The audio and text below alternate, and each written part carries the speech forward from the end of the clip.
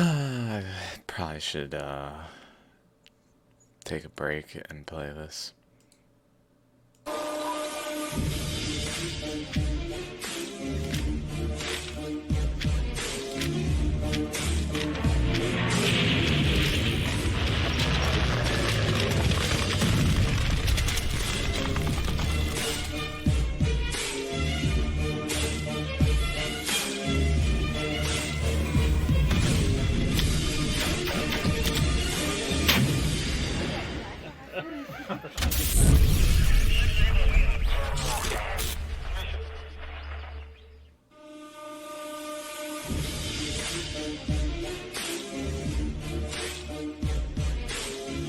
My name is Jerm. This is Jerm Warfare, the battle of ideas. James Fetzer, thank you for joining me in the trenches again. I could not be happier, Jeremy. I'm delighted to be here. I remember, I think it was 2012, and there was a guy by the name of, what was his name? Adam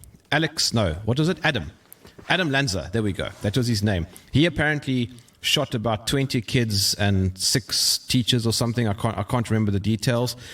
I'm guessing that you're going to tell me what actually happened, but before we do that, would you mind just giving me the official story for those who don't know?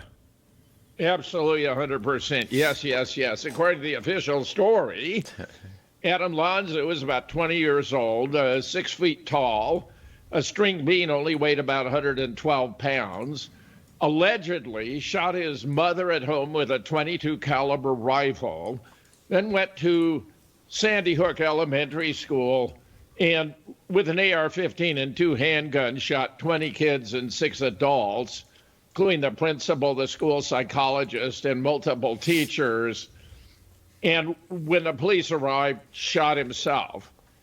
Now, this was cooked up by the Obama administration to be a psyop, to have a vast psychological impact on the American people, especially parents. It was a form of faux terrorism, meaning it was fake, but the effect was the same as terrorist acts, which are designed to instill fear into a population, to make it more amenable to manipulation, to promote a political agenda. In this case, a key player was Eric Holder, the Attorney General, who during a National Democratic Women's Conference back in 1995 asserted that we have to brainwash the American people in order to change their attitude toward guns. Remember, the United States was born out of citizen soldiers being able to fight off the British. They used unconventional warfare.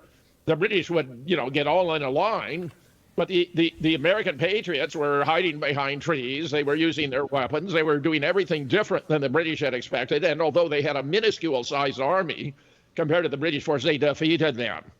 As a consequence, the Founding Fathers, when they designed the Constitution of the United States, included, after the First Amendment, which was to guarantee freedom of speech, freedom of the press, and freedom of religion, freedom of assembly, which are indispensable to a functional, viable democracy, made the Second Amendment, the right to keep and bear arms, which shall not be infringed.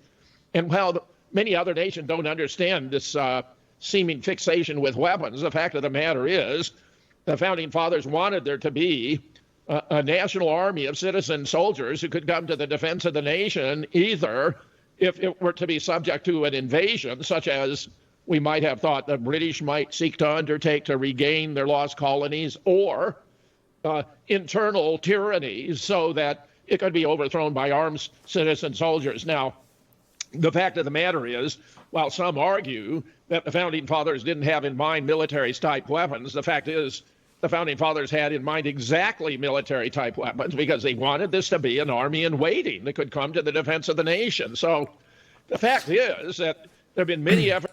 That's a good point. To disarm the nation. There are many forces who'd like to take control of America. And what they fear most, and this even includes the Chinese, who I think are simply trying to encroach by buying up America over a long period of time, but there are other malevolent forces that seem to have vast influence with in the past, the Obama administration, and now in the president with the Biden, where Obama appears to be manipulating the situation behind the scene, where they needed someone to be president who was cognitively incompetent, so he'd have no awareness of the meaning of the words he'd read off of a teleprompter or the documents he would sign, and could be totally subjected to manipulation behind the scene. which includes an effort to take guns away from the American people, because this administration out to destroy the United States. And frankly, if you think of George Soros as the acting president of the United States, where George Soros has declared his dying wish is to destroy America, then you get a sense of what's going on here and why so many, when we have events like this, which are calculated to have an emotional impact to promote the gun control agenda, actually is working in the opposite direction, because each time they bring about one of these fake shootings, and let me explain, I bring together groups of experts to sort out what actually happened. In the case of Sandy Hook, I brought together 13 experts, including 6 PhDs, and we established that the school had been closed by 2008. It was loaded with asbestos and other biohazards, damaged by a hurricane. There was even a flood before and a flood after. In 2007, there was a flood. It was uninhabitable. There were no students or teachers there. It was a 2-day FEMA exercise, technically a mass casualty exercise involving children, for which we even discovered the FEMA exercise manual, which I included in the book I then edited and published, entitled Nobody Died at Sandy Hook. It was a FEMA drill to promote gun control. And because now Amazon and the other social media are being used by the government to constrain our exercise of the First Amendment, Amazon banned the book less than a month after it had gone on sale, even though it had sold nearly 500 copies. So it went on sale on 22 October 2015. It was banned on 19 November. Now, you'd think a bookseller in business to sell books would be ecstatic about a book that had sold nearly 500 copies. I knew immediately this had been a political decision that Amazon at the time had 20 books about Sandy Hook, 19 of which supported one way or another the official account, some of which in a completely fantastic fashion. For example, one by a teacher, Caitlin Roy, who claimed she saved 15 first graders by cramming them into a 3x4 bathroom that had a door that swung inward. If you think about 15 first graders, suppose they average 50 pounds. That's 750 pounds of squirming first grader. She herself, say 100 pounds, 850 pounds in a 3x4 bathroom with a door that swings in. People believe this nonsense. But then everything about Sandy Hook turned out to be fantastic. It was among the first. In my mind, they were talking about one of the large bathrooms with many stalls, but if it was as actual as he's describing, like a single bathroom that they were saying that the kids were in, it is kind of ridiculous. 20 kids in a single bathroom that he's just spraying into. I mean, he's got to change his clip. At some point, these kids got to be like, and adults. What would be a whole series? Minor point, though.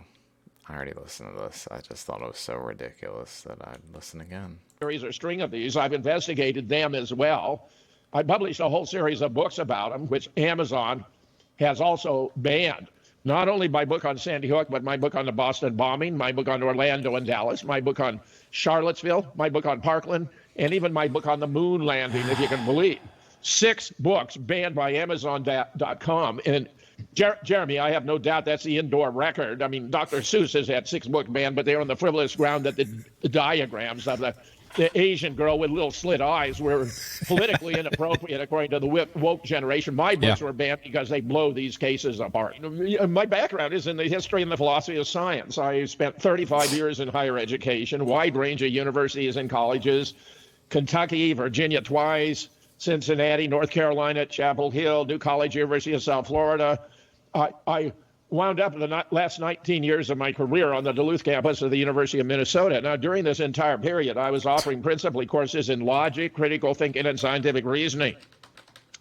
And I would reach out in my courses in critical thinking and bring in cases like the assassination of JFK, like 9/11, like the war in Iraq, and I'd go through and explain the evidence, how we knew that the official story we were given was inconsistent with the evidence and the facts of the matter, and talk about alternative hypotheses. So I was implementing the 4 stages of scientific reasoning, which I've done again and again then in relation to conspiracy theories, because many people don't realize we have well-established criteria for the evaluation of scientific theories, an area in which I am an expert, and we can apply those same criteria to conspiracy theories. So what I do is to take conspiracy theories from theories in the weak sense of rumors, speculations, or guesses to theories in the strong sense of empirically testable explanatory hypotheses, such as Newton's theory of gravitation, Einstein's theory of relativity, Darwin's theory of evolution, which then makes them empirically testable. And by sorting out the evidence, if we separate the fabricated from the bona fide, and that actually turns out to be the key in virtually every one of these cases, because the government, in putting them together, is going to have a certain amount of evidence that appears to be confirmatory, that is going to make you think at first blush that maybe it was real. It's only when you dig beneath and sort out the authentic from the fabricated evidence that you get a grip on it. It'll, in accordance with Sir Karl Popper's emphasis upon what he referred to as falsificationism, where Popper maintained that the only way to tell whether or not a theory is true is by attempting to refute it. And if you attempt to refute it and you're unsuccessful, then that supports the conjecture that maybe it's true, or alternatively, you simply haven't figured out how to refute it yet. Well, with regard to JFK, 9/11, Sandy Hook, Boston bombing, and so forth, we have figured out how to refute them. The typical pattern of scientific reasoning, and this ties in with Alex Jones, because he's good at preliminary stages, but not at following through. Puzzlement, something doesn't fit in with your background knowledge. Well, if you want to take, I've already discussed JFK, where we know that right off the bat we were getting the reports of 2 shots, one to the throat and one to the right temple, that were fired from in front the very day of the assassination, which obviously is inconsistent with a Warren Commission report that would eventually emerge, claiming that we're 3 and only 3 shots fired from above and behind. So what's going on, right? Well, similarly at Sandy Hook, we had reports already coming out today that there'd been a man running in camouflage behind a building. We had the medical examiner saying they didn't let the parents come into contact with the children, that there was a time for that. We had no string of ambulances to rush their little bodies off to hospitals where they could be determined to be dead or alive. We had no surge of EMTs into the building. All this was highly anomalous. They even put out triage tarps, but no bodies of dead or wounded were ever placed on the tarp. So that leads us to speculate what could really be going on. And of course, in JFK, as we well know from our previous conversations, it means that maybe the government is setting up Lee Oswald to be the patsy, and that actually it had a very different character. And as I've already explained, we've been able to establish Lee was actually standing in the doorway of the book depository when the JFK motorcade came by. So he not only cannot have been the lone demented gunman, but cannot be in one of the multiple shooters where we've identified 8. I mean, look how massively the truth is opposite of what we were told. And at Sandy Hook, the full range would be this was something other than a bona fide school shooting. And of course, obviously, that it could have been a drill presented as mass murder to promote gun control, which is exactly what turned out to be the case, as I'm going to explain. And I'll give you a fair sampling of the evidence so you get a sense of it. Well, when you sort out the authentic from the real with JFK, sort out the altered X-rays from the real X-rays, sort out the altered film from the real film, we actually find you can see the blowout at the back of the head in frame 374, 375 that's been blacked out in earlier frames. And you begin to get a sense of exactly what happened. And the pieces tend to fall into place. And we discovered there were actually multiple shooters, and the whole thing was orchestrated by very powerful sponsors who wanted JFK out primarily for the policies of Lyndon Johnson, but where Lyndon himself was a key player wanting to ascend to the presidency, and where in the case of Sandy Hook, it's a part of the Obama gun control agenda. Indeed, one of my contributors, Paul Preston, who himself has a radio show called Agenda 21, when was a school administrator, he'd supervised, active shooter drills. And he was so disturbed by what he saw at Sandy Hook that he reached out to his contacts in the Obama Department of Education, all of whom told him it had been a drill, that no children had been harmed, and it was done to promote gun control. Now, you gain that from members of the Obama Department of Education telling him exactly what did happen. And it turns out that, as Sophia Smallstorm was the first to observe, this is what's known as a capstone event, where the federal government, this is through the Department of Homeland Security using FEMA, the Federal Emergency Management Agency, contracts with communities to conduct drills that they're going to present as real. And they have the participants sign non-disclosure agreements. In fact, it's interesting in Sandy Hook, the non-disclosure agreements were for 10 years, and they're going to expire on the 31st of December of 2022. So it's going to be interesting whether some of those who were involved in this, who remained silent over all these years, are going to want to come forward to regain their lives. Because after all, you see, it's part and parcel of going along with being a participant that you got to live the lie. So I'm knowledgeable of individuals who've been living the lie, who aren't happy about living the lie, who want to regain control of their lives. And on the 31st of December 2022, they're no longer going to be bound by the contract they already entered and are going to have the chance to either sign up again to renew, and they'll get financial benefits if they do so, including, as I understand it, not paying any taxes, or they're going to want to prefer freedom and truth. We'll see how it plays out. Meanwhile, I can tell you with a high degree of certitude exactly what did happen. And when you evaluate, for example, JFK, the alternative hypotheses that it was a collaboration, that there were multiple shooters versus a single shooter from above and behind, we already can tell, since there were those 2 shots to the throat and the right temple fired from in front, that the official narrative can't possibly be true given the evidence. When we get the authentic evidence separated from the fabricated, and with regard to Sandy Hook equally, when we look at the FEMA manual and compare it to events on the ground, we see that everything that was going on, that was even being reported by the press that day, is in conformity with a FEMA exercise and inconsistent with a real shooting. Just offer some illustrations. There were porta potties already in place. I asked police whether they'd ever heard of a crime scene where there were porta potties, and they laughed because it's so ridiculous. There was bottled water and pizza available at the firehouse. There were many wearing name tags on lanyards. There was a portable sign that said everyone must check in. Well, right in the manual, it states everyone must check in with a controller.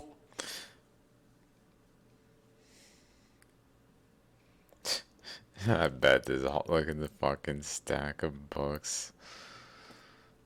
This man is deep in research. Do we defer to someone like this? Upon arrival.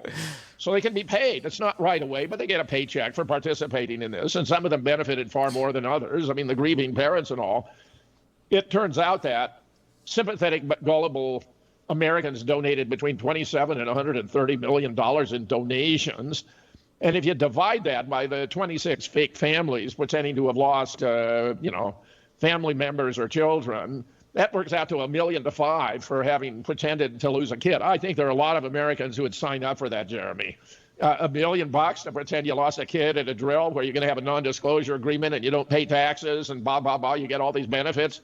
That's pretty tempting. Especially if you agree with the outcome. Now, what CFIA noted was that this is a community-wide So they just get people who support what they're doing anyway? Event. So you're actually entering into a contract with the federal government and they give you big bucks. Let me conjecture that the community of Newtown was given $100 million or more to conduct this drill and allow it to be presented as real. 100 mil.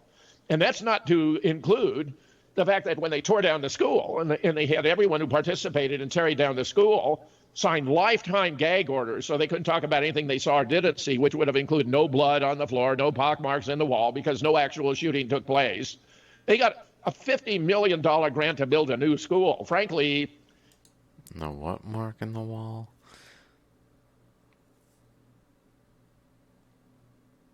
They didn't need one. The demographics are such. They'd already been... I mean, there's blood in some of the pictures. Consulted with experts who told them they had more schools than they actually needed. But because politically, having made this deal... Not as much blood as they say, though. That's why I'm like... Someone got fucking... patsied. Over this Sandy Hook Elementary, which doesn't even appear to have been a bona fide elementary school, by the way. Let me toss that in for good measure. They were stuck with their own story. They got 50 mil. I checked it out at the time. The average cost across the United States to rebuild an kindergarten through fourth grade, that's all this was, a kindergarten through fourth grade school, is $7 million. So I got 7 times 7 mil. I said at the time. That's incredible. That he looked up the average cost. Let's say double it, and that's reasonable. 15 mil. 50 mil? What is this to be, the Taj Mahal of elementary schools? And it came out looking something like that. They have fantastic artwork, for example, sculptures and the like, the price of which can be set by your imagination. I mean, this is a question of subjective opinion and aesthetics. The point is they got 50 mil in addition to everything else I'm talking about. The participants aren't paying their taxes. I mean, it's just ridiculous what's going on. Many of the families were fabricated. They're not even married to one another. they faked the kids. I'm going to demonstrate how this was done using photographic images. So when we had the medical examiner, Wayne Carver, explain how they didn't allow the parents to come into contact with their children, but identified them on the basis of photographs, that was appropriate because the kids basically only existed in the form of photographs. Now, there was some real kids who were cast in on different names and all that sort of thing. Mona Alexis Presley has done work with me on this, has found reason to believe some of the parents even used photographs of themselves when they were children. So when you look at the evidence, put it together, I'm going to give you a good chunk of it here today. You can figure, well, what's a probability if it were real that you'd have all these color-coded name tags, you'd have all these activities in accordance with the drill, you'd have no surge of EMTs into the building, no string of ambulances to rush their bodies, no medevac helicopter call, triage times without but no bodies. What is the probability if it were real? It's approximately zero, Jeremy. If it were real, then the events we have documented are virtually impossible to have occurred if it was real. On the other hand, if it was fake, then it all falls into place. It was just not kind of in a sloppy way, because this was one of the very first of these events where, and let me emphasize this, Jeremy, because the world needs to understand, Barack Obama legitimized the use of this kind of staged event, fake shooting and all that, by nullifying the Smith-Mutt Act of 1948 by the Smith-Mutt Modernization Act of 2012, just in time for Sandy Hook, where the Smith-Mutt Act of 1948 precluded the Department of State and other intel agencies, of the United States from presenting in the United States the same type of phony events they were conducting abroad, paid riots and all that. I mean, this is very much in the order of what the State Department and the CIA has done abroad for, all of modern history. I mean, you can go back to 1953 when Kermit Roosevelt, who was a cousin of Teddy, engineered overthrowing the Mossadegh administration in Iran to bring about the toppling of democracy in Iran and install the despotic Shah. Most Americans are so ignorant of this history, Jeremy, sad to say. They think that in 1979, when the Iranian people, rose up to reclaim their own country and took the American embassy, that was Iran striking first at the United States.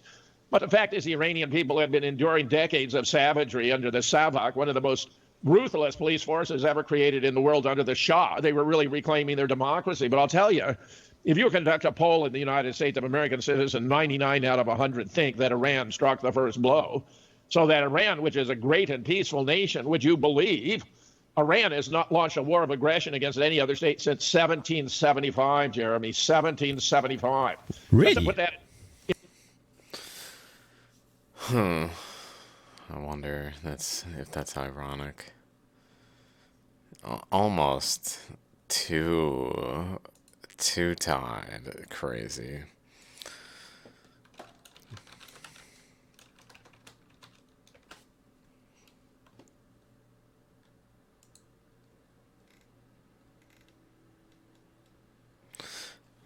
This is crazy. A farmer arrested who was working on his field. Like, what the? Chinese government turning China into prison.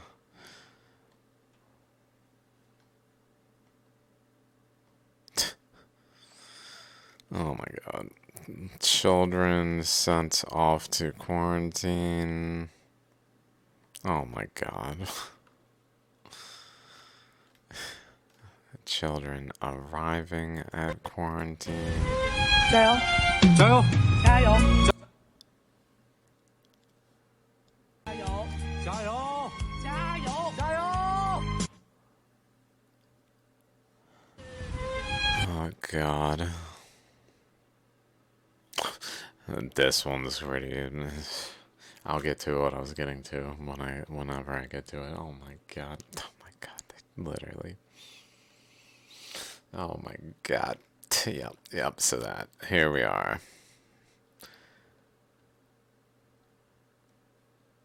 This calls them terrorists, but I mean, he's just fucking shoots a missile.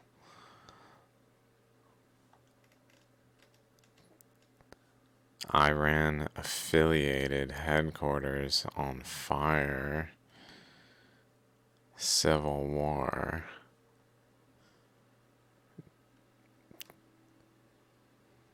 The U.S. Embassy personnel. Literally just fucking speeding around the traffic.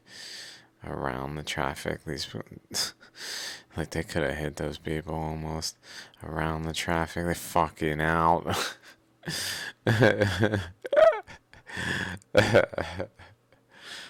It's weird. Oh my god.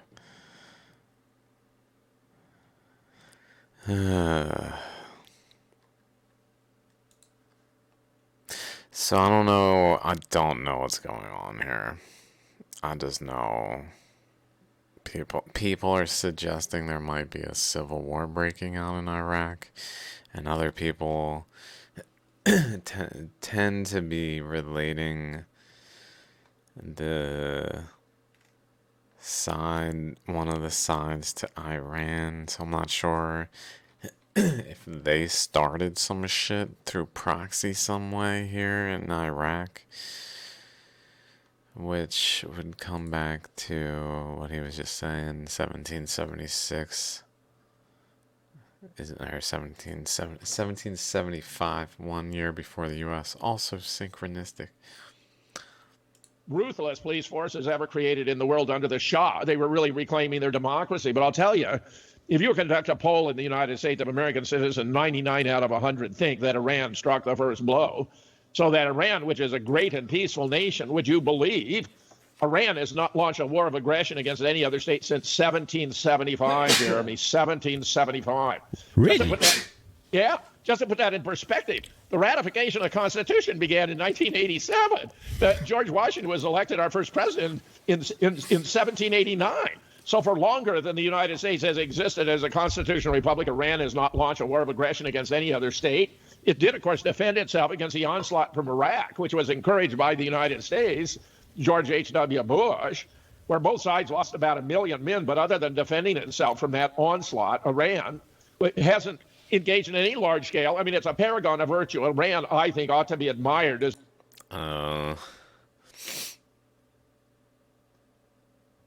They are fighting. They probably did pull some shit there and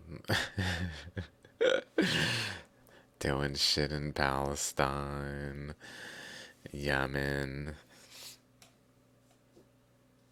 Not to say I don't support humanity. Like, what the fuck? These places are oppressed. Syria, getting just bombed.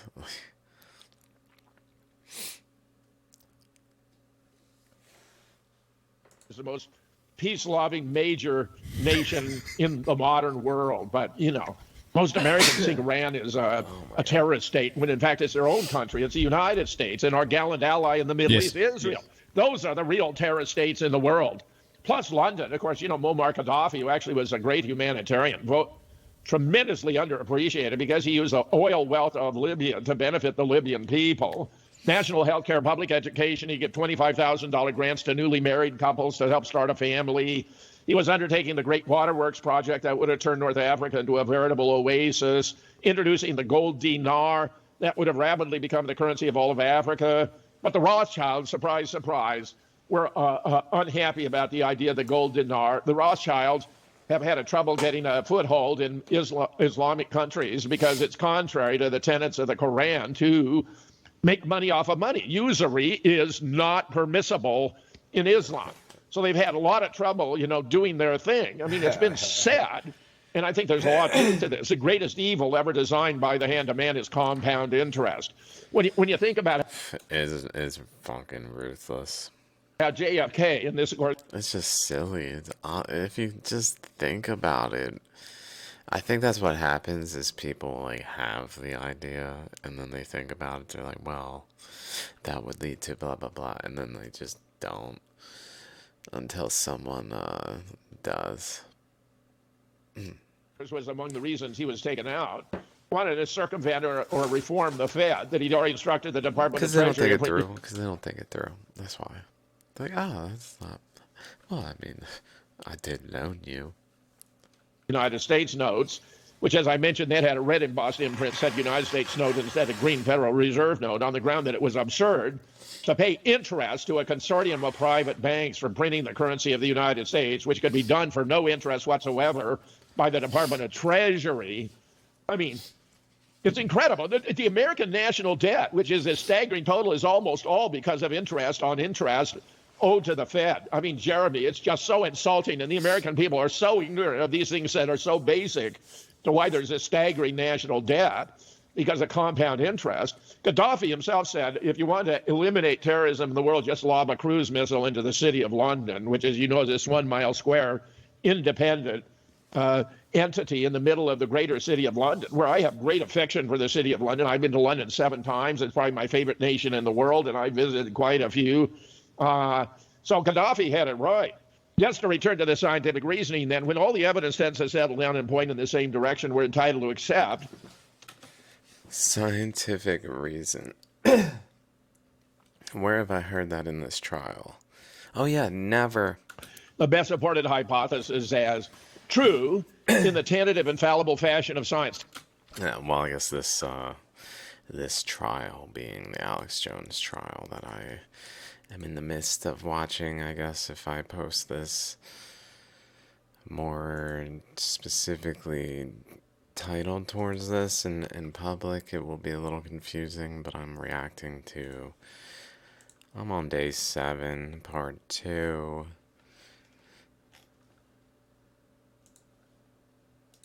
And just, I watched We Need to Talk About Sandy Hook. I watched the Aaron Rousseau interview with Alex Jones.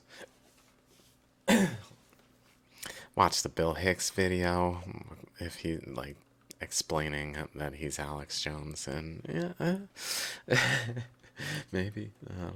Starting thing, maybe. So here I am doing this too. Tentative in the sense that if we get new evidence or alternative hypotheses, we may have to revise our position, accept hypotheses we previously rejected, reject hypotheses we previously accepted, and leave others in suspense, and fallible in the sense that even the best supported hypothesis might eventually turn out to be false. I mean, the classic example being Isaac Newton's theory of space and time being absolute, same for all regions. All the laws of motion supposed to have no exceptions. Every event occurred before, during, or after every other event. It was an absolute timeline, which was shown by Einstein in his introduction of the theory of relativity, that this is all relative to what are known as frames of reference, and that in relation to different frames of reference, events can occur in different sequences. So Newton was wrong. And it stood as 200 years as a paradigm of scientific reasoning and of the certainty to which scientific reasoning could attain. It turned out to be a special limiting case for regions of space-time that are relatively limited in speeds that are relatively finite in relation to the speed of light. I mean, it's absolutely fascinating in the history of science that what has been, historically regarded for 200 years as the embodiment of the certainty of scientific knowledge should be shown to be a special limiting case by Einstein. But that's the moral we have to draw. The fact is, what I'm telling you about JFK, 9/11, Sandy Hook, and the like, I bring together the best people to study these events and sort these things out, and I've been remarkably successful. The additional findings about JFK, for example, since I published my trilogy, Assassination Science, 1998, Murder in Dealey Plaza, 2000, The Great Zapruder Film Hoax, 2003, have only substantiated and clarified. Where Larry Rivera, for example, as I report in JFK, Who, How, and Why, published in 2017, established how massively they'd edited the home movies as a Zapruder film, which has more frames missing than remain in the extant version at 487 frames. They removed 400 after the limo stop. So much was going on there they had to conceal. And the turn from Houston on down, another 100. So it should have been about 1,000 frames, but they took out 500 and left only 487. Well, at Sandy Hook, they just so massively suppressed the relevant evidence. But I've been fortunate in bringing together the right people to sort things out. So I'll take a deep breath, Jeremy, so you can address any question you want about methodology or my procedure, but it's really applying scientific reasoning to sort out conspiracy theories, at which I have proven to be remarkably successful. Well, let's begin with some of the anomalies. I mean, there was all kinds. The event was supposed to occur in the morning of the 14th of December, 2012. And I guess this is just his answers. He must have edited it. Because I listened to it. I was like, I don't even think he speaks really.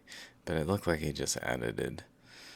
him saying something out. He spoke a little bit, so I thought he just was really quiet. But I think he said something there. So this must have parts edited out. It's supposed to have entailed this Adam Lanza shooting his mother with his .22 caliber rifle, then going to Sandy Hook Elementary, shooting 20 kids and 6 adults before he kills himself. We had all kinds of photographs. There was a photograph sent around the world I'm about to show where you have a string of kids that appear to be led to safety by a police officer. But in fact, while that photograph was taken by the Newtown Bee photojournalist, a woman, Shannon Hicks, there turns out to be a second photograph she took a few minutes earlier that shows they rearranged the kids to get a better shot. According to the final report from Stephen Sedinsky III, the Danbury State's attorney, there were 489 students there that day. If you subtract 20, there should have been 469 who needed to be evacuated.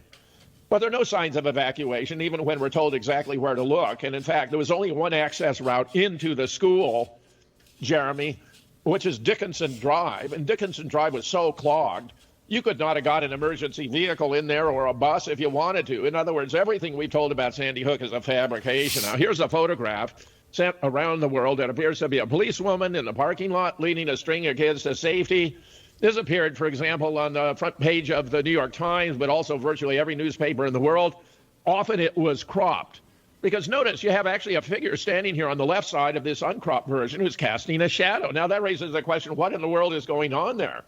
Well, here's the photograph that was taken earlier by Shannon Hicks, and you discover, lo and behold, there was a whole lot of parents there, 8 or 10 or 12, hands in their pockets, arm folded, casually looking on. And what's going on? Well, the policewoman is rearranging the line. So here you see it, the photograph taken earlier. The head of the line was a little girl in a pink sweater and a short skirt. Well, they rearranged it to replace it with a little boy in a dark sweater and blue jeans, and I agree, it's more photogenic. So here we're juxtaposing, although it will only be in the video version everyone can see. I'm describing what's going on.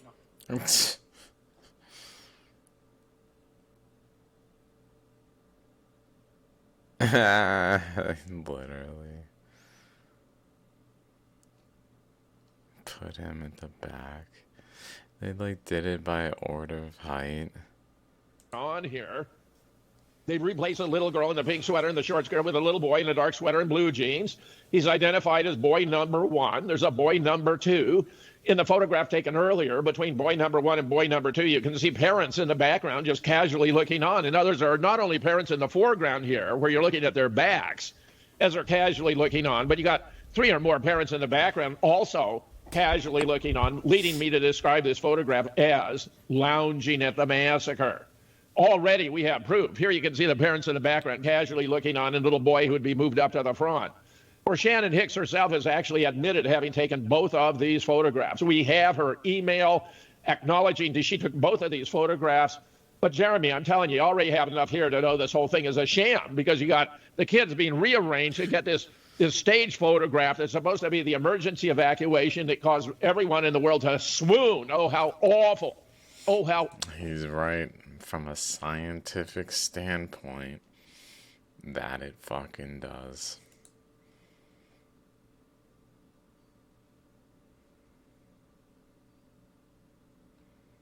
This makes no sense.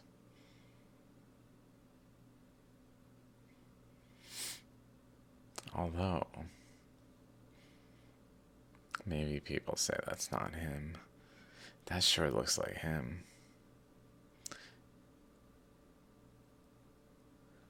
It does look like there's not the same people. His hair is different. That really looks like him, though. Especially that one. But just the mere existence of these 2 photos, what the fuck? I guess it could be suggested this is strings of children.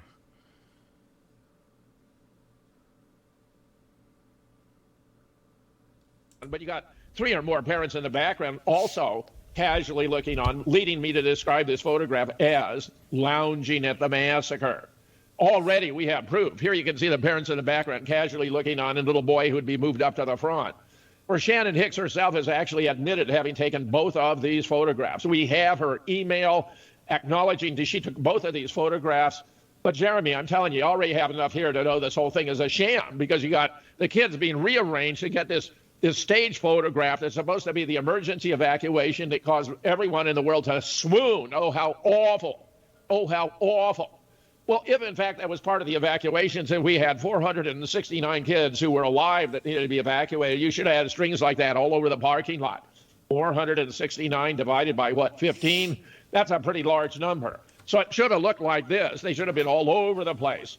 Well, in fact, the Connecticut State Police claimed that the evacuation did take place, and they specified locations and times during which it was supposed to have occurred.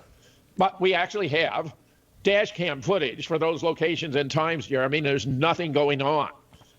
There's no evacuation taking place. Now, how often have we been told that you can't prove a negative? Well, that's just ridiculous. You can prove, for example, there's no elephant in your living room, which is a negative, by going to your living room and looking for signs of the presence of elephant. Finding none, you're entitled to infer that's because there's no elephant there. Well, if we're told a specific location and times where the evacuation was taking place, and we go to those locations and times and we find there's nothing there, we're entitled to infer that's because no evacuation was taking place. And I guarantee you 100% no evacuation was taking place, Jeremy. This is all just ridiculous. And just to illustrate how they fake the kids, the one about whom I know the very most is a young man who is known as Noah Posner, who turns out to be a legal fiction, just like his father, Leonard Posner, who actually sued me in order to suppress the distribution of the book by finding a defamation against him, even though I don't allege that he was responsible, and I'm constrained by a permanent injunction from being more specific. Just bear in mind that they both appear to be legal fictions, that even in my answer to the original complaint, I began answering by saying, assuming the plaintiff is a real person, because as I insisted throughout the entire legal works and to this very day, the person who sued me was not, in fact, Leonard Posner. It was another party by the name of Reuben Vabner, and where the photographs that are supposed to be Noah Posner are actually photographs of his real son, Michael Vabner, when his real son, Michael Vabner, was a child. They just created photographs of the real child, Michael Vabner, into this fictional Noah Posner. Well, a research colleague of mine, Kelly Watt, noticed that Noah looked surprisingly like Michael Vabner, who was actually in the background. He was supposed to be the older half-brother of Noah. It's almost like some whodunit kind of shit going on.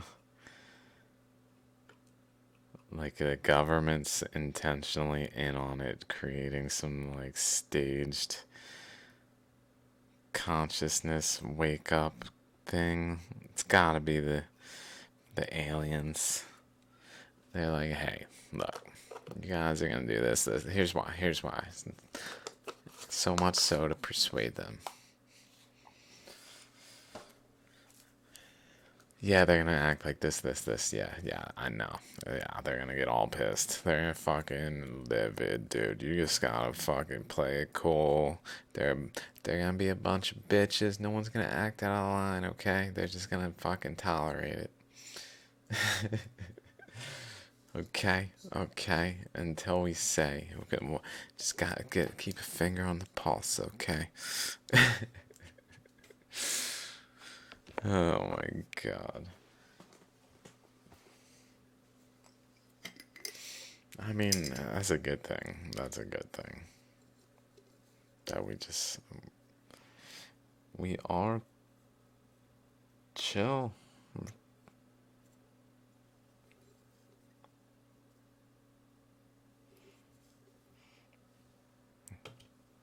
She noticed they had the same eyes, eyebrows, mouth, nose, shape of head, ears.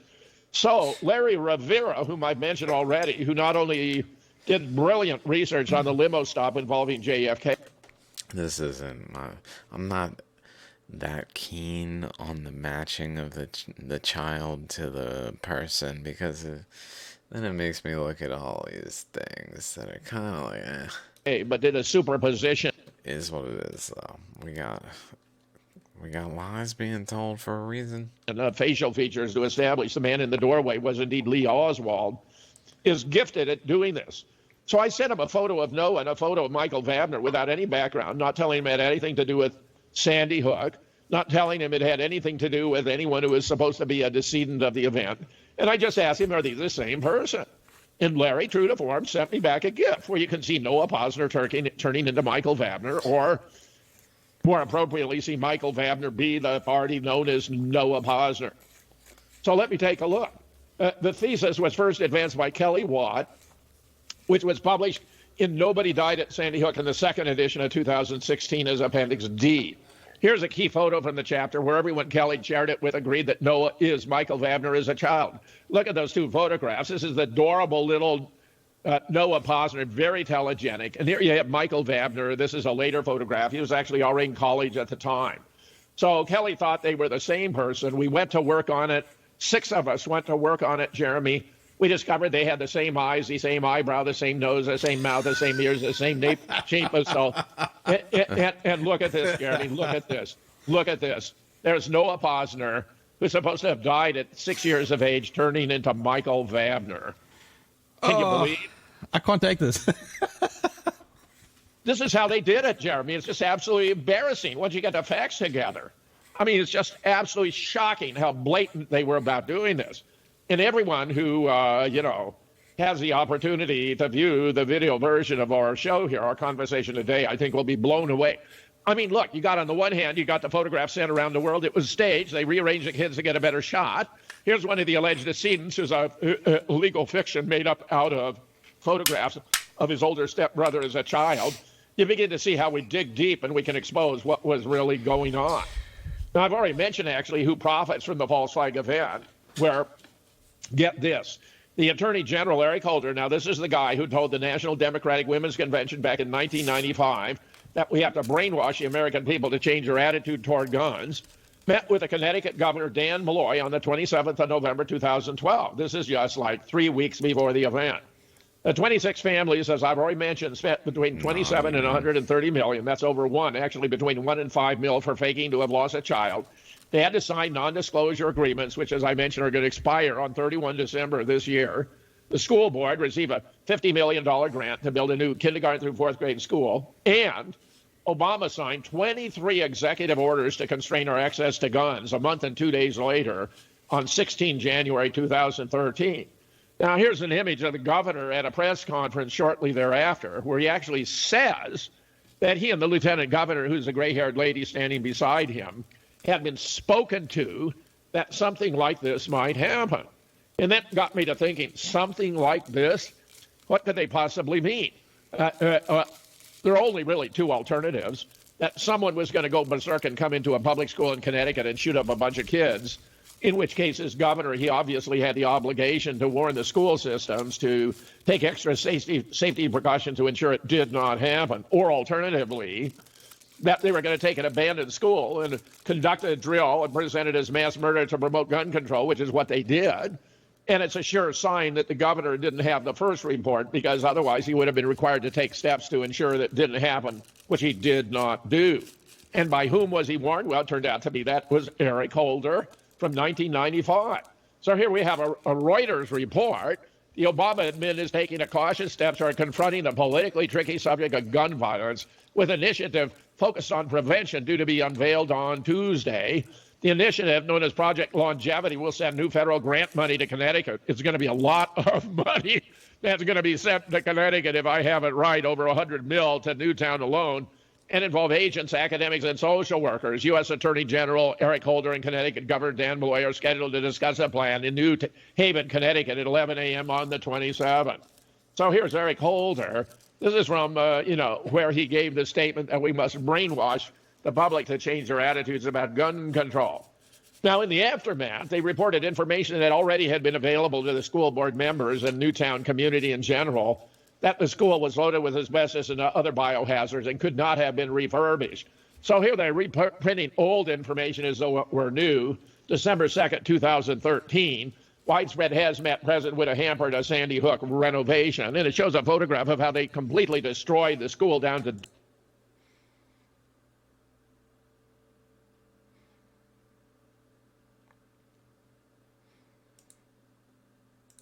and other biohazards and could not have school board members on the 27th. So here's Eric Holder.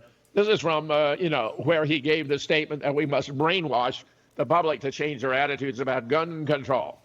Now, in the aftermath, they reported information that already had been available to the school board members and Newtown community in general, that the school was loaded with asbestos and other biohazards and could not have been refurbished. So here they're reprinting old information as though it were new. December 2nd, 2013, widespread hazmat present would have hampered a Sandy Hook renovation. And it shows a photograph of how they completely destroyed the school down to dirt clods. I actually visited Newtown with Wolfgang Halbig in 2014. We went to the site of where the school had formerly been. We saw the dirt clods up close and personal. And this was because anyone who actually conducted an investigation inside the school would have found it was totally fabricated. There was no blood on the floor.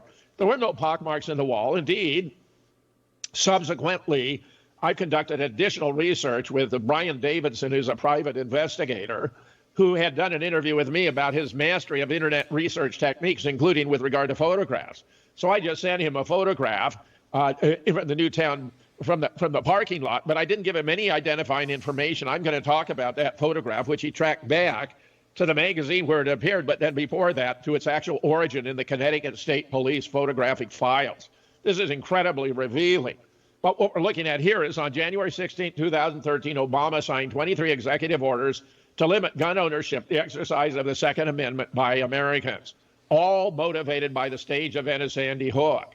And moreover, you had a Sandy Hook commission created to come forward with a recommendation that was foreordained to ban guns that can fire more than 10 rounds without reloading. Whether or not this law would stand the test of constitutionality is not for this commission to decide. I guarantee you it's unconstitutional. And with the present court as constituted, they're taking measures that are inconsistent with the Constitution that undermine the attempts of Democratic administration, beginning with Obama but into Biden, to constrain access to weapons under the Second Amendment. Now, further proof that this was all fraudulent from the beginning include a photograph of the Sandy Hook parking lot. The cars were, there are two rows of vehicles in the middle, but the cars are all parked facing the school, which violates the driving instructions. I'll go through the photograph and spell that out. It was a 38-degree Fahrenheit day, which is above freezing, but still very cold. If you're going to conduct classes, you would have to heat up the building, but there's no heat or steam coming from the building. The entry into the school was staged using a shotgun slug rather than an AR-15. So he apparently, in addition to his mini arsenal of two handguns, a Glock and a Sig Sauer and an AR-15, he had a shotgun. A crime scene investigation vehicle was present before the crime was committed. That turns out to be key. So take a look here, Jeremy. This is an aerial photograph of the Sandy Hook parking lot. Now, let me point out, as I mentioned, this was a 38-degree ground temperature day, Fahrenheit. You would have had to heat up the building. We have other photographs of vehicles. You can see the exhaust. It was so cold, but there's no heat or steam rising from the building, no doubt, because the boilers were dysfunctional from non-use since the school was closed by 2008. So it's been 4 years of non-use. They weren't able to heat up the boilers. But look at this.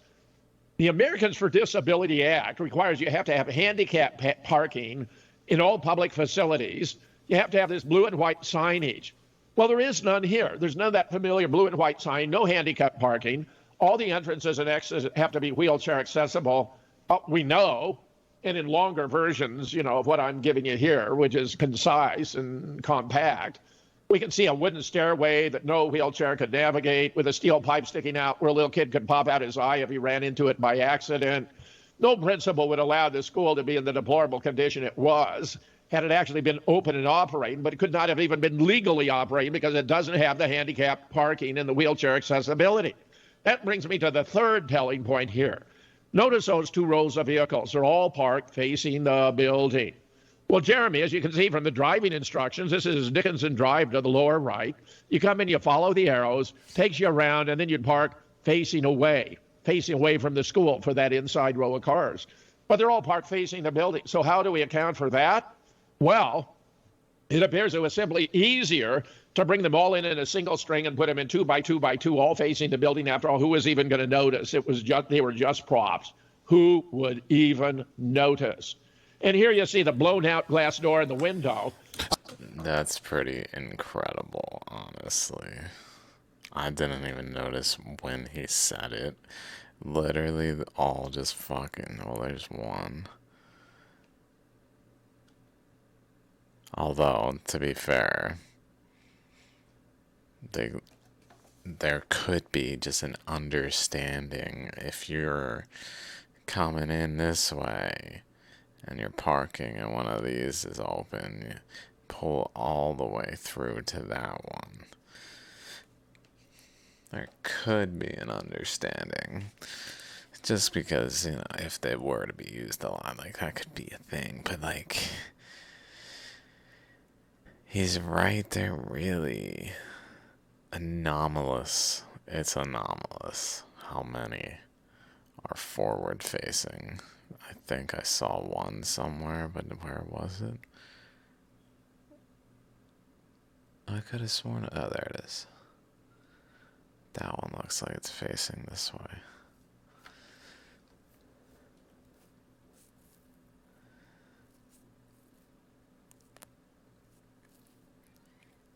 Even notice. And here you see the blown out glass door in the window. Sorry, James. James, yeah. just before you continue, you say who would have noticed, but so who took this aerial photograph then? Oh, there was a local news, I think it was an ABC doing the news reporting, see. Oh, and right, they okay. took it. Yeah, probably the Connecticut State Police, who it turns out were running the whole operation behind the scenes, wouldn't have been happy about this. But then, they thought, well, it's just a photograph. People aren't going to be very analytical about it. Most Americans would look at this and they wouldn't even think twice about it. Here you have a photograph of the entry, how it was made with this glass. Let me show inside and out, Jeremy. I'm going to go back and forth for your benefit and that of those who eventually watch this. Wolfgang Halbig has discovered 14 or 16 signed affidavits by Connecticut state troopers that they entered into the elementary school through this blown out glass opening. Do you see that? I mean, this is a later photograph. They're supposed to have already made their entry, but look inside. There's no indication that even the furniture was moved. I mean, that's flimsy furniture, but it's not moved. Look at all the chunks of glass on the ground. Here you got the magazine rack, and there you see where the shotgun slug went into the... Right. 16 police officers passed through there and no one... back of the magazine rack.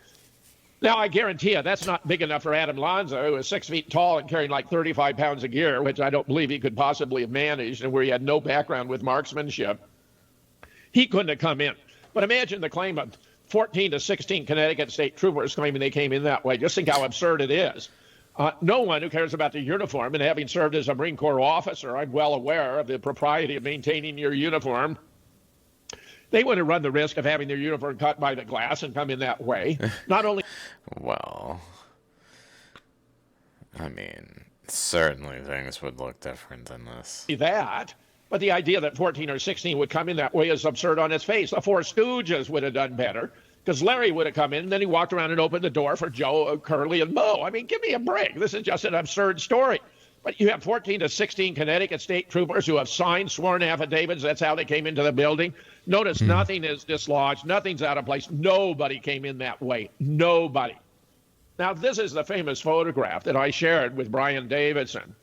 And what you have here, Jeremy, so those who are listening but cannot see it, we have the elementary school with a very conspicuous crime scene vehicle parked in the middle of the parking lot. The flag is at full mast.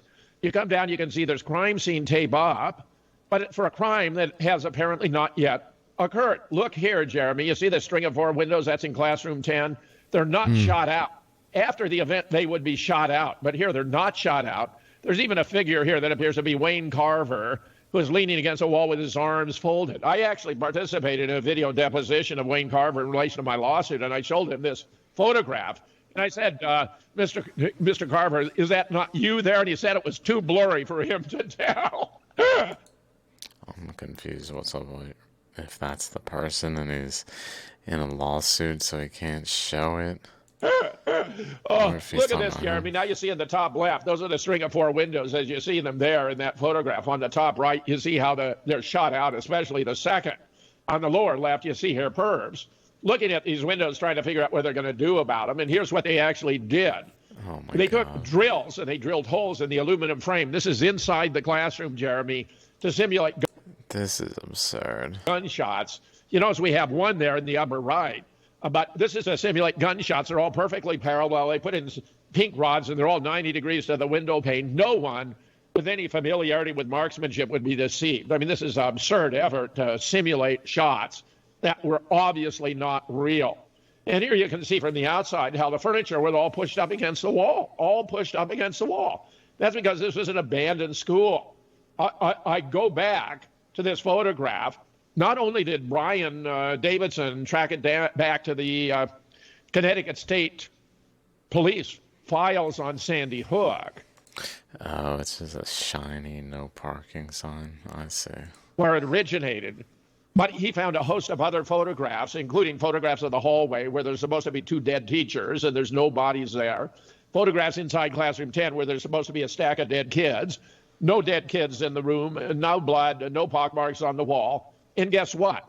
The Connecticut State Police have removed all the metadata, Jeremy, so you cannot tell where and when these photographs were taken. So they can't be admissible in evidence as courts of law. But this one, I think, nevertheless would suffice, because since you can see the string of windows is undamaged, you know this is either before the event occurred entirely, or if it's after the event occurred, before they'd finished fabricating or faking the evidence. In other words, this photograph may be the single most damning proof we have that this whole thing was run by the Connecticut State Police. Your comments, my friend.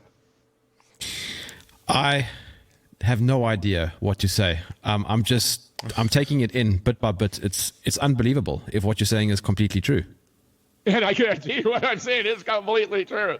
You have no idea how many presentations I've made at Sandy Hook, how many efforts there have been to defeat, and we go forward and we do more research and it gets more and more damning. That's why, just as in the case of Donald Trump, they've tried to defeat him politically. They're unable to defeat him politically. So now they're resorting to the courts with this raid on Mar-a-Lago, which is backfiring massively. They have tried to defeat me evidentially. They cannot defeat me evidentially. What I've done with my colleagues in our collaborative research is absolutely authentic. I'll tell you as an aside, I happen to know there are participants in the drill who like the book because it's true, because it's accurate. I'm telling you, more than one of those who actually participated in the drill like the book. They bear no malice toward me because they see me as someone who's simply seeking to bring the truth to the public and do not believe the book ought to have been banned. But it was done by the government because the government doesn't want the whole hoax to be exposed. I mean, this might be enough to bring down the government if it were the American people to understand what's happening here. So they have turned to the courts. They've gone after Wolfgang Halbig, they've gone after James Tracy, and they've gone after me. And now, of course, they're going after Alex Jones, where Alex Jones made a terrible mistake of being on both sides of the issue. Let me complete more, and I'll come back to Alex Jones and the legal efforts, Jeremy, but you're welcome to interrupt anytime you want. I won't interrupt because you're telling a story, and I far prefer listening to the story. Well, here we go. This is just a review about the forensic analysis of the case now by Danbury State's attorney. This is supposed to be definitive of what happened. No fingerprints on the .22 caliber rifle connecting the killer to the crime. They couldn't match any of 150 slugs they claimed they found at the scene to any specific AR-15. Extraordinary efforts were made to avoid releasing the death certificates. The book was banned, as you know, less than a month after selling nearly 500 copies. Well, here's the cover of the report of the state's attorney for the Judicial District of Danbury on the shooting at Sandy Hook Elementary School in 36 Yogolanda Street, Newtown, Connecticut, on 14 December 2012. This 36 Yogolanda is supposed to be the home of Adam Lanza. Well, in the book, we have 50 photographs from 36 Yogolanda, and it's obvious this was a rental property. They furnished it to try to make it look as though someone had been living there, but they're unsuccessful. We have a photograph from the Nancy Lanza bedroom where Kelly Watt, who has her own commercial and home cleaning service, with her keen eye spotted a blue moving pad beneath the leg of the bed, which shows that, in their haste, they'd forgot to remove, meaning all the furnishings had been recent. Here's what I explained about the official report. This is also in the book. At this point in time, it's relatively trivial to demonstrate that the official report on Sandy Hook, authored by Danbury State's Attorney Stephen Sadinsky, does not establish a causal nexus between the shooter, his victims, and the weapons he's alleged to have used. It suffered from the shortcomings of concluding there were no fingerprints on the .22 caliber rifle that was allegedly used to shoot his mother. And, even more surprisingly, that of the large number of shots that were fired from the .556 caliber Bushmaster, close to 150, none of the bullet fragments could be matched to the weapon. And that's buried in this footnote number 53. No positive identification could be made to any of the bullet evidence submissions noted in .556 millimeter caliber. The physical condition of the bullet jacket surfaces were severely damaged and corroded. They all lacked individual styrate marks of sufficient agreement for the identification process. Under these circumstances, as I observe, it would have been impossible for the alleged shooter, Adam Lanza, to have been convicted in a properly conducted court of law for his alleged offense, because no causal nexus has been established between the purported shooter, his weapons, and the 20 children and 7 adults now, including his mother, he's supposed to have killed, which one might have naively supposed was the point of the investigation. But if that was its goal, then its objective was not achieved. If there's ever been such an abysmal failure in the annals of forensic investigation, I'd love to hear about it. This is absurd. James? Moreover, yeah. Sorry, just to, if you don't mind me interrupting you, do Adam Lanza and his mother exist? Oh, I think they were fabrications. I think there appears to have been a Ryan Lanza. He had a father, Peter. I believe Ryan was officially going to be designated to play the role in the script of Adam Lanza, but he refused to do it. So they made up this fictional figure. If you see photographs that are supposed to be of Adam Lanza, they appear to be of a skull that was watercolored to be kind of haunting. But there was no Adam Lanza. I'm convinced there was no Adam Lanza. There's been a stunning lack of interest in Peter Lanza. There was one interview that appeared in the New Yorker that just is trifling. I mean, you'd think, this parent of this mass shooter, there'd be great interest, but the interest has been virtually non-existent, and I think that's because they're just treading too close to exposing the hoax. But then, James, just by extension to that question, do the families and those kids exist? Well, there are parties who are playing these roles, and most of them, virtually all, are using fake names. They're synthetic communities. This was put together over a several-year period. Many of them were given homes to inhabit. But most of the purported parents aren't even married to one another. A whole lot of them don't even know each other, even though they're all supposed to have been unified by having kids in the same class that were killed at Sandy Hook. They don't associate. You don't have photographs of them together. You don't have any photographs of the kids in the classes that are supposed to have graduated from Sandy Hook. Even if you wouldn't expect an elementary school to have yearbooks, you don't even have any class photographs. There aren't even any Teacher of the Year awards. There aren't even bake sales for cookies. Unreal. And if you go back and look at that the photograph of the parking lot, there are no Christmas or Hanukkah decorations. I mean, this is the 14th of December. What do kids do in a kindergarten through fourth grade school? They do Christmas stuff. But you go through the whole school, and we have lots of photographs. There's none of that. I mean, these 4 candle drawings are very old. They're not new. And they weren't for celebrating Christmas of 2012. So we're in this situation where the situation truly is absurd. A claim has been made that if you're going to make an extraordinary claim like that, Sandy Hook was a FEMA drill and nobody actually died, you need extraordinary evidence. Well, we've got extraordinary evidence of the Gazelle. Here, for example, get this, that the final report from the Connecticut authorities does not include the names, the ages, or the sex of the alleged victims of the shooting. That is extraordinary. That the clerk of Newtown entered into secret negotiation with the state legislature to avoid releasing their death certificates. That is extraordinary. That Connecticut State's Attorney Stephen Sedensky opposed the release of the 911 calls and had to be denied withholding them by the courts. That is extraordinary. That a special panel of the state legislature recommended state employees who released information about Sandy Hook be subject to an e-felony. That is extraordinary. That those who were involved in the demolition of the school building itself were required to sign lifetime gag orders about anything they saw or did not see. That is extraordinary. What good reason could there possibly be to withhold the names, ages, and sex of the deceased from the final report about this child massacre? The claim was made that it was to spare the feelings of the parents, but think about it. The parents already knew they were dead. This is all so fraudulent.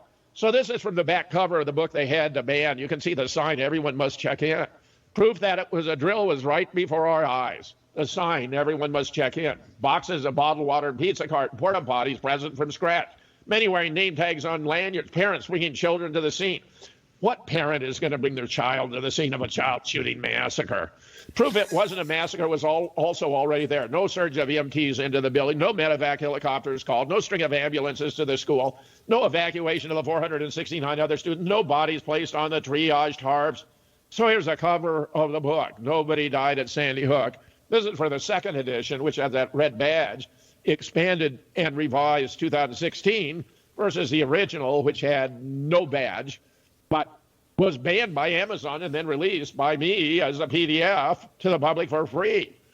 Now, if you want the latest update, I was just invited by Kevin Barrett, a long colleague of mine, to come on his radio show on Friday.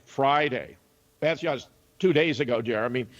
Yes, I listened to a small piece of that, but it was so recent that I didn't get enough time to listen to the whole thing. Oh, sure, that's okay. That's not a problem. Well, very much to my surprise, Kevin Barrett came out with, I'd always thought it was odd that he was equivocating about Sandy Hook. I could never get him to say that he recognized that it was a fraud. He never acknowledged it was a FEMA drill presented as mass murder to promote gun control. Here he actually came out, and this appears to be based upon the trial of Alex Jones.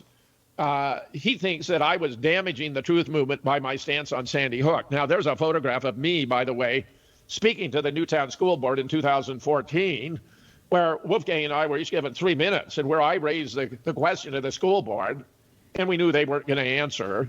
When were the parents notified that their children were attending school in a toxic waste dump, since it had come up that it was loaded with asbestos and other biohazards? That was supposed to be a reason it couldn't be refurbished. Was the reason the school was abandoned way back by 2008 already. They knew it wasn't habitable.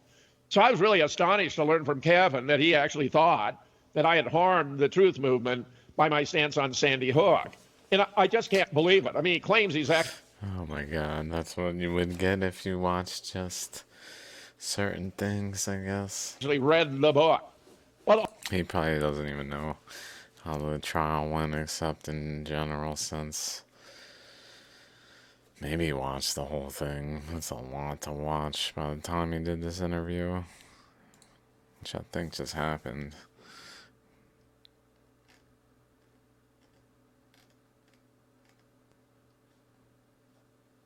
'25th, maybe 29th, I don't know. the whole idea, by the way, of this recent attempt, the legal efforts to take my blog, were in proximity to the trial of Alex Jones. They initiated this a few months ago, but it's very clear in retrospect it was in anticipation that by the 28th of July, Alex Jones, in his trial case, they were going to start to trash me, James Tracy, Sophia Smallstorm, Wolfgang Halbig. They were going to use this as an opportunity to smack down everyone who'd been exposing the hoax of Sandy Hook. So here you see my blog on the 27th of July. I had an article, Alex Jones calls out murder a due process at Sandy Hook. Notice I featured the two photographs we've been talking about, the one sent around the world, the one earlier, so you can see it was staged. I mean, the question becomes, there's a principle under the law, false in one, false in all. In other words, if you have a witness or evidence that is shown to be fabricated or false, you're entitled to discard the evidence or the witness as not relevant, not reliable, false in one, false in all. Well, that's what we have here. So they did this taking of my blog, which I protested was inappropriate. My blog is of no financial value to Leonard Posner, whom I regard as a legal fiction. They do have liens of $1.1 million against me, but in Wisconsin, you can only satisfy a financial lien by a financial reward. The blog has no value to Leonard Posner. He can't use the name James Fetzer. I'm too well known as a critic of Sandy Hook. He can't use a book which blows it apart. So none of this has any value, and yet the judge ordered that those should be turned over to Leonard Posner. And of the blog, it took place on the 28th. So look what happened. On the 28th, if you went to jamesfetzer.org, you got Wisconsin Circuit Court access of the documents involving the motion, where I've just returned from Wednesday being in court, where I was protesting the taking and asking for reconsideration because I have a petition before the United States Supreme Court. How fucking absurd. The court says his website is your website. And then they post the fucking court proceedings. This is like taunting. And where I was denied on both, but where I got these, what you're looking at, are actual exhibits that are stamped by the court that I got in. Indeed, on the 10th of August, I went to the blog and there was nothing there. That was very, very peculiar, meaning jamesfetzer.org, where I've now created a new blog at jameshfetzer.org. Yes, I've seen. I've actually been to your previous website, and there's a big legal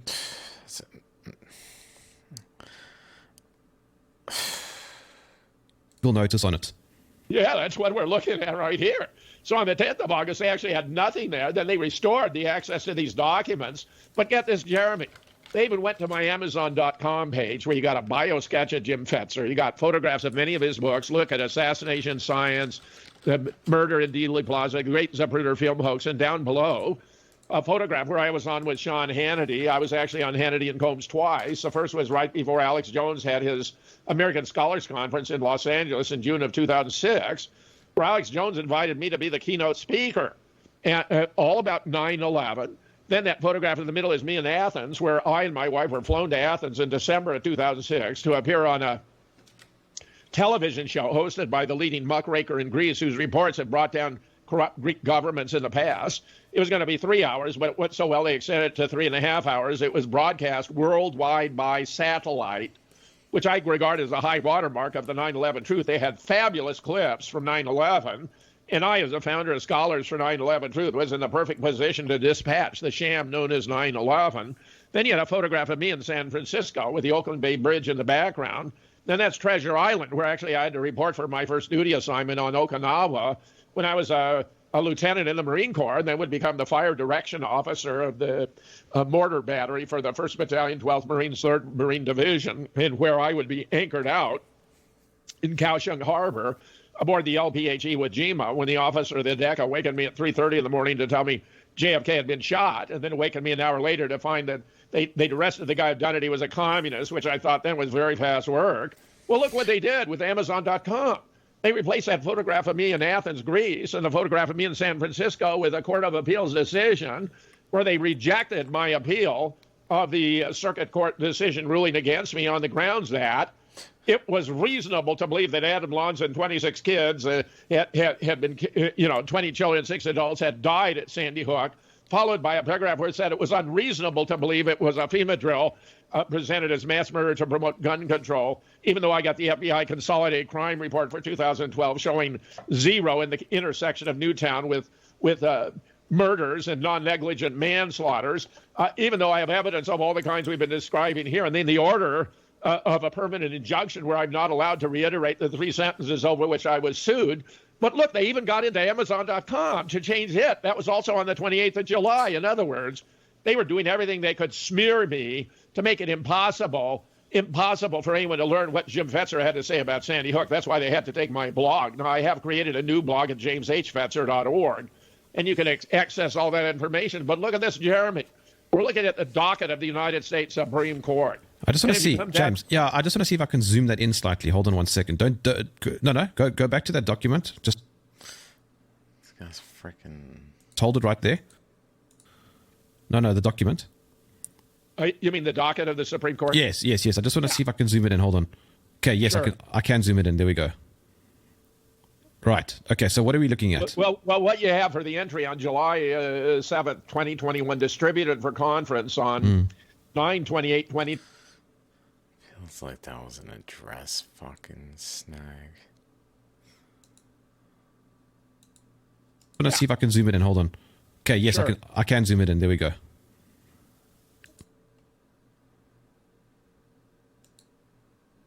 want to see if I can zoom it in. Hold on.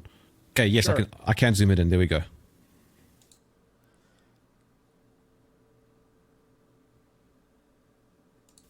Right. Okay, so what are we looking at? Well, what you have for the entry on July 7th, 2021, distributed for conference on 9/28/2022.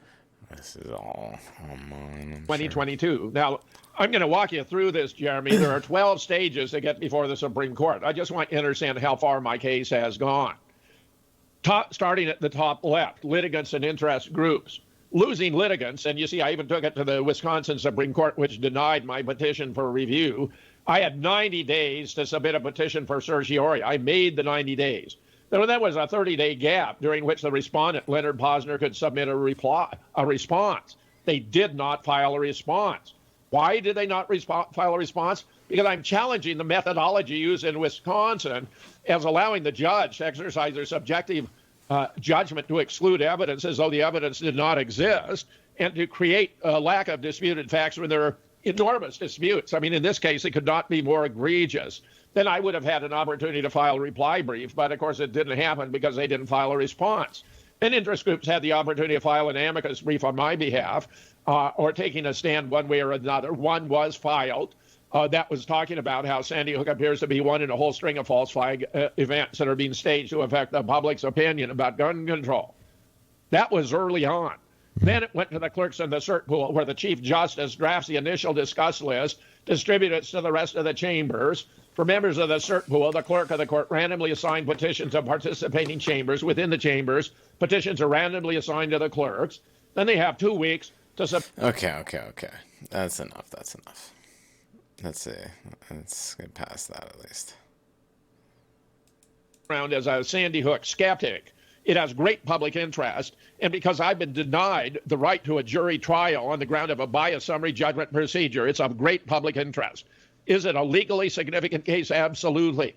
This has been ongoing in Wisconsin. Weekly, there are litigants in Wisconsin, defendants who are deprived of their right to a jury trial under the 7th Amendment because of this anomalous summary judgment procedure. In the third case, does it represent a conflict between states? At the highest level, yes. Because in Texas, I would have had a summary judgment procedure where they'd assume all of my claims. There was a FEMA drill, nobody died, where I even have the FEMA manual. The FBI confirmed no murders or non-negligent manslaughters in 2012. All that would be taken hypothetically as true.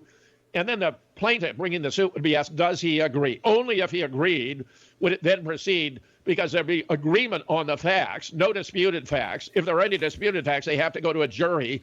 I was denied my right to a jury trial because the judge in this case was only able to resolve my evidence as unreasonable and set it aside. And Jeremy,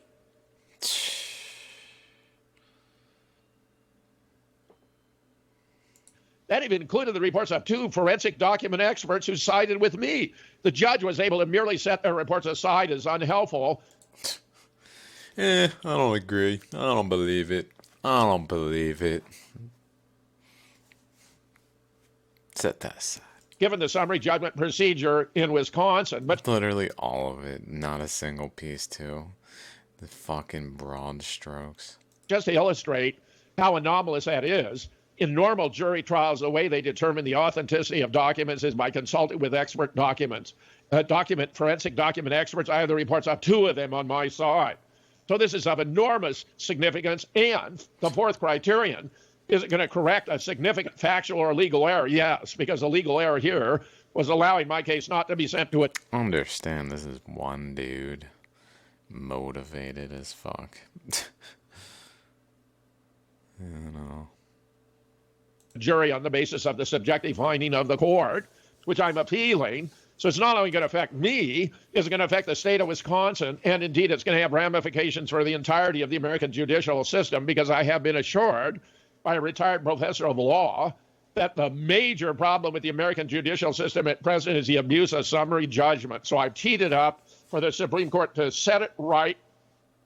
Anyone who likes my case, who would be eager in supporting me, because I've been subjected to what's technically known as a SLAP suit, a strategic lawsuit against public participation, that does not have a bona fide motive, but is to shut me up, to drag me into court, to accumulate massive legal bills. I still have 55,000 or more in legal bills. If you want to help me set things right, you can visit givesendgo.com/fundingfetzer, givesendgo.com/fundingfetzer, and Jerm. Oh dear God, I wish I could help people. I need money too, and everyone needs it. We just need to work together somehow. How the fuck? Problem is the ones with all the cash are running the fucking playing us. Fucking lies. Manipulating, no fucks. Playing us.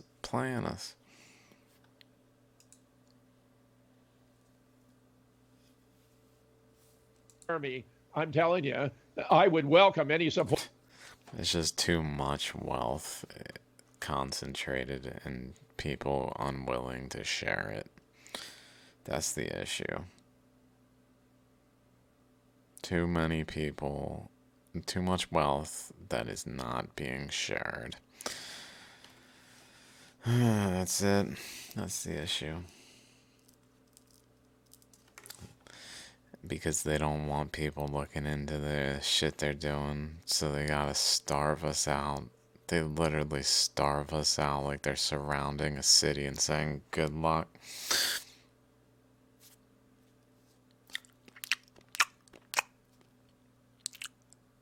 Did you guys need something? That's too bad. So, today, we just hired your friends. Yeah, we're paying them 3 times what they're gonna get paid in there. We print the money, dude. Just join us.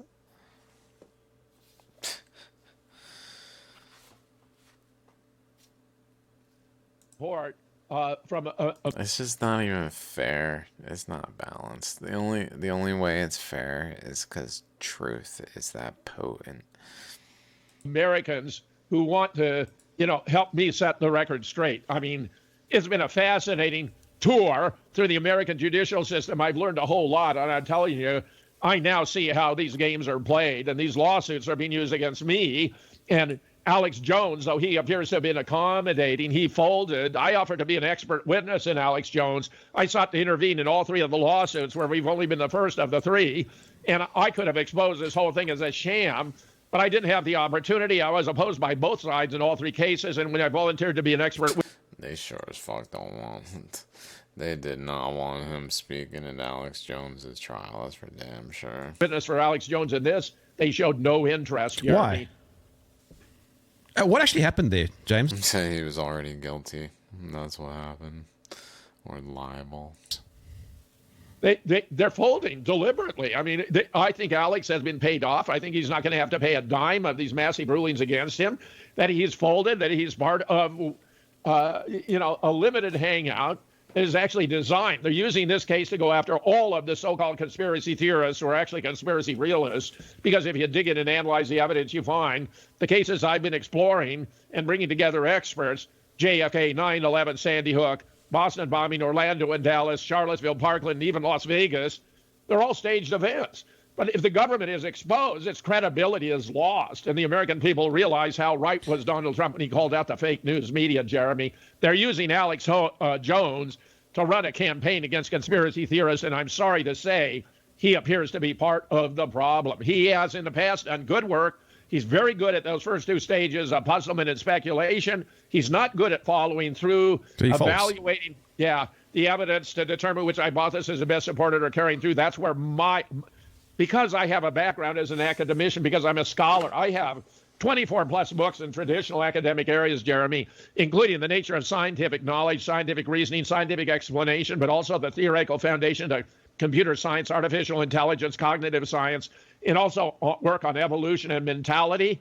But in addition, I have 12 plus books in the area of conspiracy research, 4 on JFK, 2 on 9/11, another on Paul Wellstone, and then the books that have been banned by Amazon. I mean, it's fascinating what's going on here.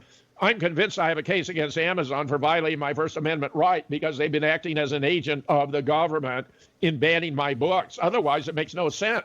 They're going to make fabulous money out of these books because they blow apart the official government accounts of not only Sandy Hook, but the Boston bombing, Orlando and Dallas, Parkland, Charlottesville. I mean, they're all there. Amazon ought to be aggressively promoting them because they'd be bestsellers, runaway bestsellers. Instead, they banned them, and that speaks volumes about their integrity and dedication to the First Amendment themselves, Jeremy. James, this is why I drink.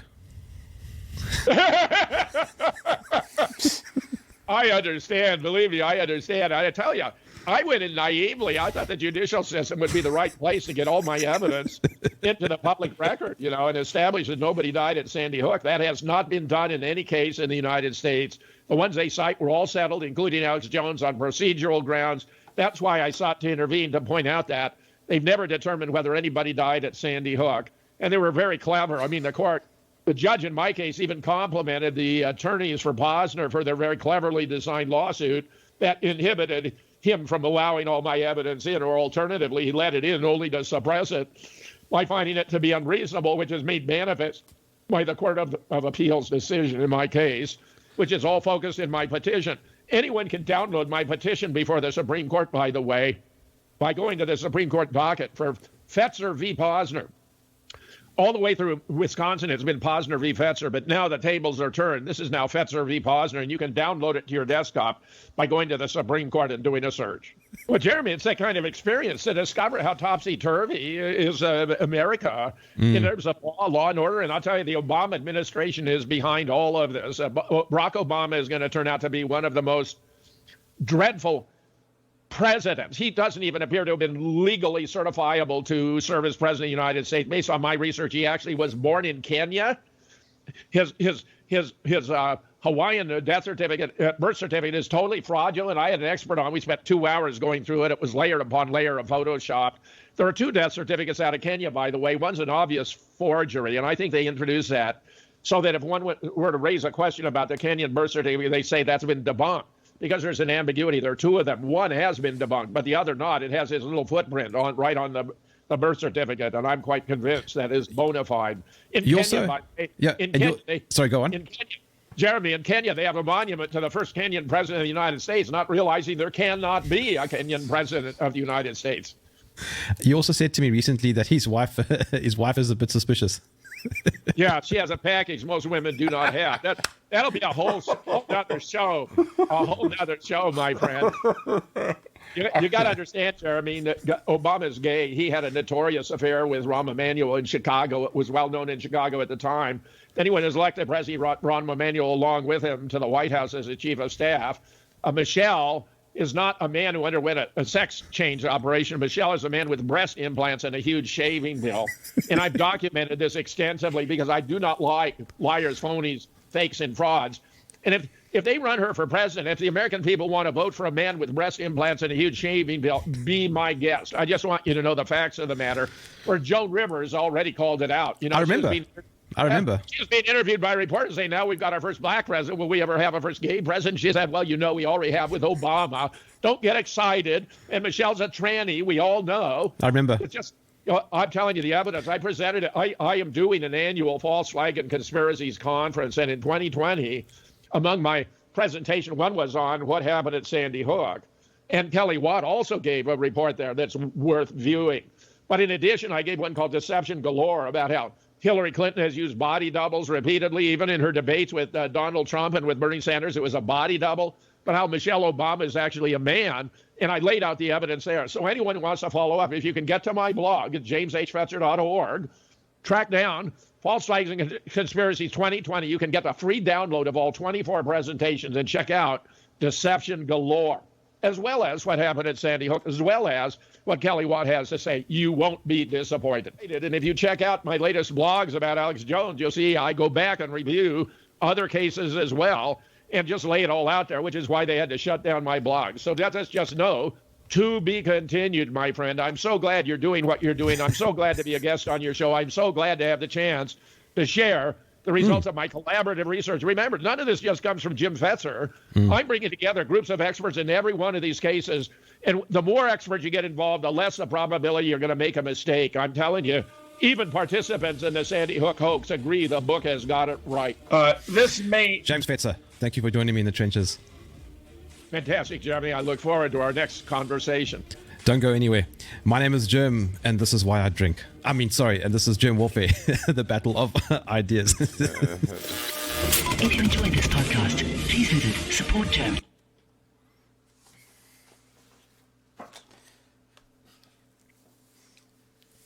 Yeah, so that's that.